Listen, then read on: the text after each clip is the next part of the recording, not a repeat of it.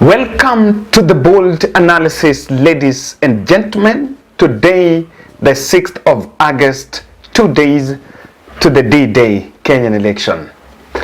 I want us to head to Nakuru. And what's up with Susan Kihika?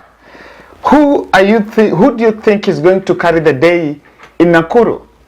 Because it seems Susan Kihika's family, just like that of Cleophas Malala, have also decided they are not going to back Susan Kihika for the top seat. Kihika rose from becoming the first speaker of Nakuru County Assembly. Then that was in 2013. Then in 2017, she thrusted herself to the Senate and became the Senate. Then in 2022, after consolidating support from Deputy President through the UDA party, she bagged the governor's ticket to fly the UDA gubernatorial ticket in Nakuru.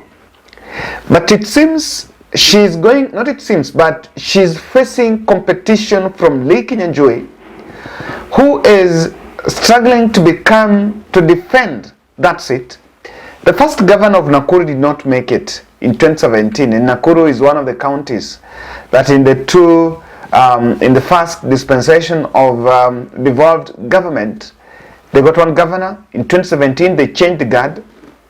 And so Kihika and so Lee Kinyanjui, if he will be in a position to defend that seat, then he will become the first Nakuru governor to defend the seat. But if the fate of his predecessor is going to follow him, then Susan Kihika might then push him off and take over the reins of power there.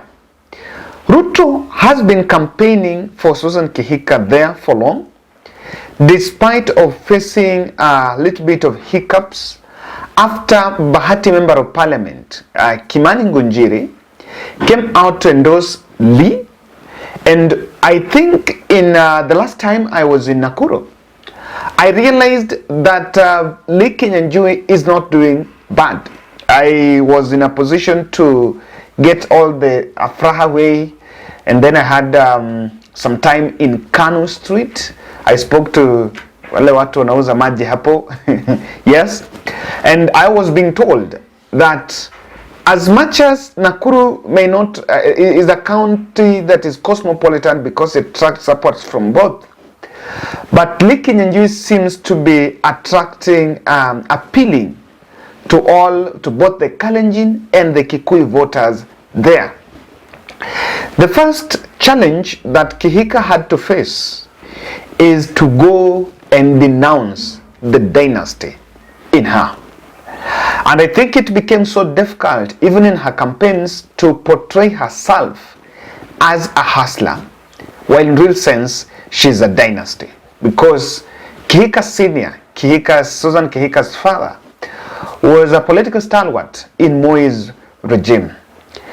Now, today, there is a trending video of her stepsisters coming out to disown her and publicly endorsing Lee Kinyanjui. This can be treated as a family disharmony, but politically it's strategic because it has political implications. If these sisters were just coming out to denounce Lee Kihika on the basis of maybe manifesto or what she stands to do for Nakuru, then it would be now, because Susan Kihika announced her gubernatorial bid some time back. But this is motivated politically. One thing you know is Susan Kihika, I think, is the heir to the throne.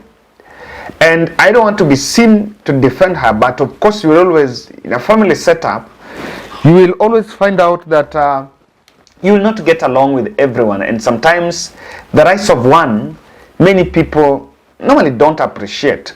But I'm not trying to defend this. I want you to listen to the sisters of Susan Kihika speaking here. Naitwa Paris Joki Kihika.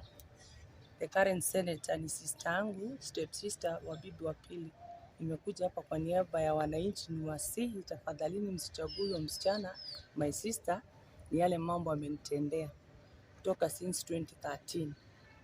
Aling'oa mahindi zangu eka 5 na hii ni evidence.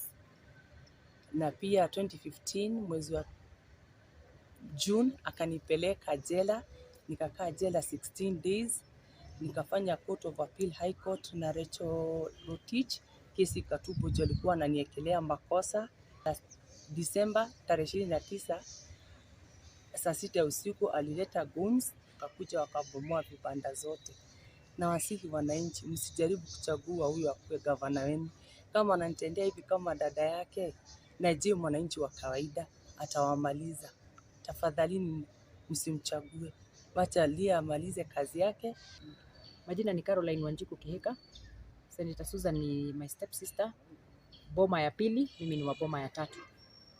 Ni Susan ametufrustrate sana kama familia, na hata ndio sababu tumefika hapa, hatujawahi kugawana mali. Ni kwa sababu yake kuinterfere. Mkijaribu kumeka step anawarudisha nyuma. Kwa hivyo sisi kama familia hatuwezi kumwamini kwa uongozi, sababu pia atafrustrate nyinyi ambao hamumjui zaidi. Ni mtu ambaye hawezi kukua trusted na leadership. Sisi kama family tuna endorse Governor Lee Kinyanjui 5 tena amalize kazi. Lakini Susan ni mtu atasumbua watu, na ni mtu hana haki, na ni mtu mwenye majigambo na hana huruma hata kidogo. Ninawaomba wananchi, tafadhali mrudishe Governor Lee amalize kazi. Hana kelele, hana maneno mengi, lakini huyu Susan atatusumbua sana. From that video, you see two sides of that family. While Susan Kihika might be thriving in trappings of power, there is the other part of his family that is, I don't want to say in absolute poverty, but is on the other side of the coin. And because the sister is saying that they are stepsisters, I think Kihika Senior had 2 parents, 2 wives. So Kihika's mother on the other side, and there is these others have the stepsister. There might be a tussle for the property. However, I want us to look at it just in the eye of that statement. I want to explain what exactly is playing out in Nakuru, and why Nakuru is very strategic to President Uhuru Kenyatta, even after retirement. There are 3 counties, Nakuru, Nairobi, and Mombasa.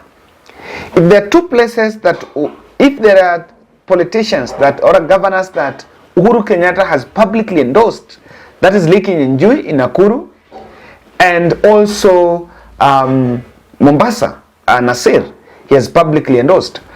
In Nairobi, he's supporting Igade. Remember, he brought in Igade last minute as a chess game when Richard Ngate was withdrawn. And of course, this is something that is very strategic. So let's look at what's happening in Naivasha, in Nakuru. But before that, I want to humbly request you to subscribe to our channel, click the notification bell, and also like our video. I continue to implore and to reach out to us to support our 50 bob challenge for Sarah Atieno, who is detained in Kenyatta Hospital. She's suffering acute leukemia, but she's been in the hospital since March, and the bill inflated to 1 million. Being a subscriber here, she reached out to me, and I spoke with some of us, and we agreed we can do at least 50 shillings donation, each one of us. If we can donate it, just 20,000 members of this channel, we are almost 29,000. We're 29,000. Then we'll be in a position to support Sarah, perhaps with a 1 million check after 3 weeks. And I believe that is going to be possible. My number is there, 0710 16 357 36. Oh, that is Sarah's number, 07 16 357 360. And my number is 07 10 62 78 89. Mine will come Kevin Oduor Olo. Sarah's number is Sarah Atieno Onyango. And of course, you can donate. You can also reach out to her directly as Timbold. Now, the open criticism of Naivasha Port project is something that is at the ballot in Nakuru, because someone needs to know what exactly is in the ballot. In terms of the development at the devolution or at the county government level, that one is already in the constitution. But one thing that is on that ballot is the Naivasha port, because Kenya Kwanza came out publicly to announce that they are going to that the port that is in Naivasha is sitting in President Uhuru Kenyatta's private land, and of course it was to benefit President Uhuru Kenyatta privately, and that's why it was taken there. They have always argued that while the president has said that the port is facilitating transport of goods two-way, both from the Mombasa port to Naivasha and from Naivasha to Mombasa, because there is horticulture going on there. And it's strategic because it's the middle, it's close to the rift, you know, and there are the tea, there are just a lot of stuff that it can help. So, the Naivasha port criticism is being pegged on President Uhuru Kenyatta's family. And yes, I want to defend Susan Kihika, and I can say this, even if Kihika was to become the governor, there is no way she can interfere with the port issue. But that is one of the issues that is on the ballot. And people who maybe are also looking at Naivasha might look at the posterity. Who is going to have an element of continuity? Nakuru is one of the towns that is cosmopolitan. And remember, 1 month ago, and I think now it has been suppressed, there was the emergence of the Confirm group that brought in undertones of violence. The Kenya Kwanza's campaign in Nakuru have centered on a violence agenda, that of course there is going to be violence, and so the president, deputy president, have then resorted to press conferences one after the other. What I also believe is advancing these press conferences. However, I see peace at the center of Nakuru. If anyone was to make sure that there is peace in the rift, then it must and it should start with Nakuru, because that is a place where really suffered most in the skirmishes of last election. But look at this critically. Nakuru has a huge investment potential. And Susan Kihika, being the dynasty she is, coming from the dynasty family, of course she has those interests.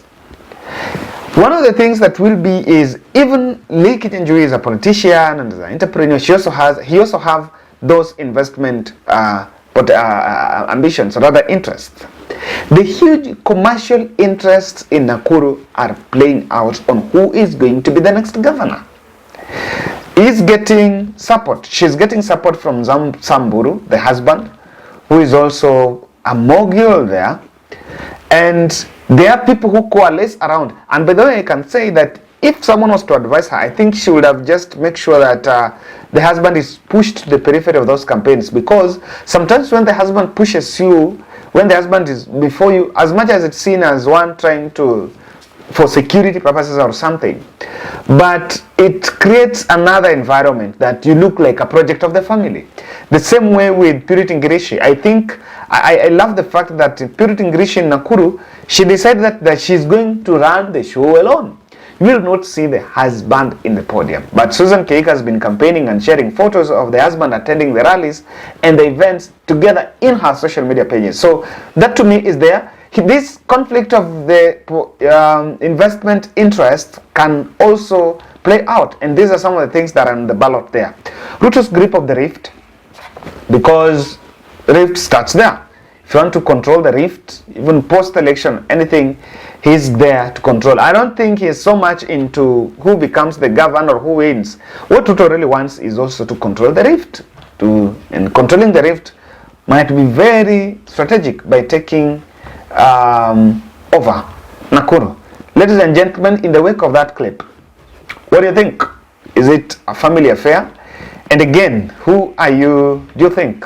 I know voting is secret, but who do you think is going to carry the day in Nakuru? Watobusia mko laki, mko na mtu kama Hillary. Chipukizi amesoma, time for change. Azimio. Viva Hillary, viva, viva, viva, itela viva, viva, T-Beam, Hillary, T-Beam, T-Beam, T-Beam, itela T-Beam, T-Beam. Wakijaribu kuangusha Hillary, wanashtuka kila mtu ni wa Hillary. Wamama na Hillary, vijana na Hillary, warembo na Hillary, wazee na itela. Busia tumeamua, seneta ni Hillary itela. Busia tumeamua, seneta ni Hillary itela. Ni nani mtumishi wa jimbo? Hillary itela. Ni nani mtumishi wa jimbo? Hillary itela. Lani leo kama kesho ni muongo. Jina moja tunajua ni itela. Hawa wengine ni midomo na mahongo.